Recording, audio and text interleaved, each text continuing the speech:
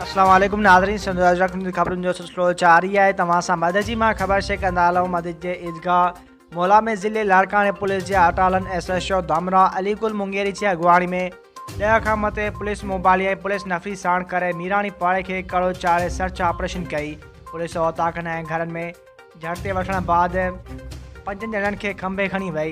गिरफ़्तार थियलनि में आफ़ाक मീരാണി, यूसुफ मീരാണി, आदिल मീരാണി समेत 7 ॼणनि खे खंभे खणी वई।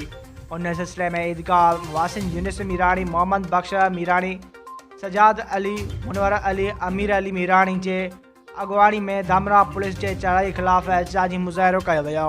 उन मौक़े ते एहतजाज कंदड़ मीडिया सां ॻाल्हाईंदे चयो त धामराह पुलिस मुखालफ़नि जे चवण ते असांजे घरनि ऐं ओताकनि ते चढ़ाई करे बेगुनाह 7 ॼणनि खे पुलिस खंभे खणी वई आहे।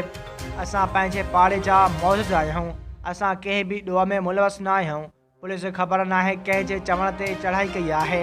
इन्हनि DIG Larkana, SSP Shikarpur, SP Larkana खां नोटिस वठण जो मुतालबो कंदे चयो त असांजे गिरफ़्तार थियलनि खे आज़ादु कयो वञे ऐं असांखे इंसाफ़ फ़राहम कयो वञे।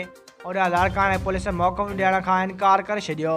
SHO मदीजी मौक़िफ़ ॾींदे ॿुधायो त असांखे पुलिस चढ़ाई बाबति का ॼाण नाहे।